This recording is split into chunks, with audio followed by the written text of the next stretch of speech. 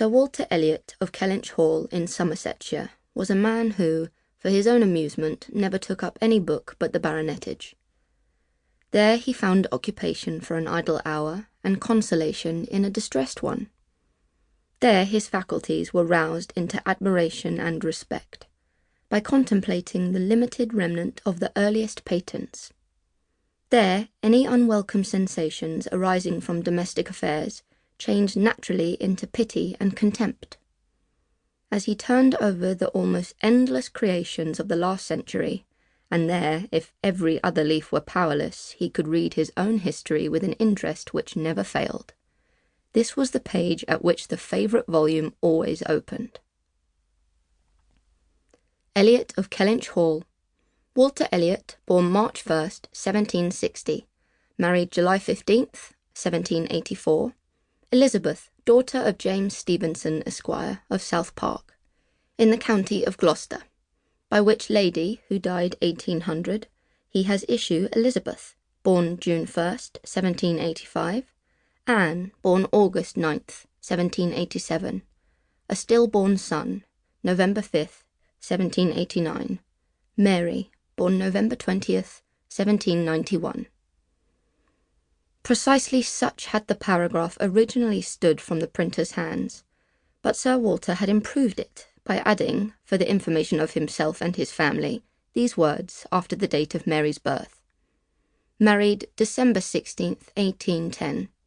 Charles, son and heir of Charles Musgrove, Esquire of Uppercross, in the county of Somerset, and by inserting most accurately the day of the month on which he had lost his wife. Then followed the history and rise of the ancient and respectable family in the usual terms. How it had been first settled in Cheshire, how it mentioned in Dugdale, serving the office of High Sheriff, representing a borough in 3 successive parliaments, exertions of loyalty and dignity of baronet, in the first year of Charles II, with all the Marys and Elizabeths they had married, forming altogether 2 handsome duodecimo pages, and concluding with the arms and motto, Principal Seat, Kellynch Hall in the county of Somerset, and Sir Walter's handwriting again in this finale.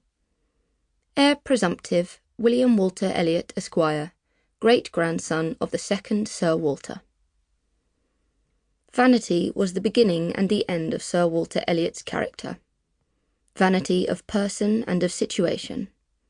He had been remarkably handsome in his youth, and, at 54, was still a very fine man.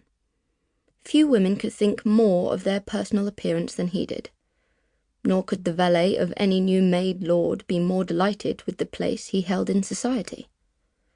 He considered the blessing of beauty as inferior only to the blessing of a baronetcy.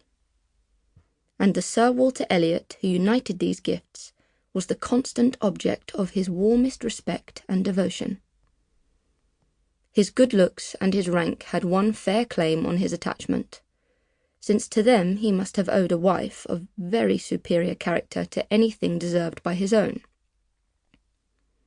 Lady Elliot had been an excellent woman, sensible and amiable, whose judgment and conduct, if they might be pardoned the youthful infatuation which made her Lady Elliot, had never required indulgence afterwards.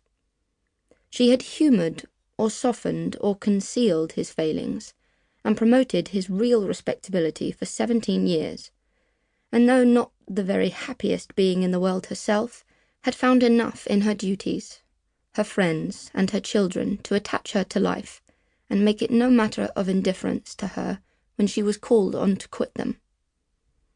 3 girls, the 2 eldest, 16 and 14, was an awful legacy for a mother to bequeath, an awful charge, rather, to confide to the authority and guidance of a conceited, silly father.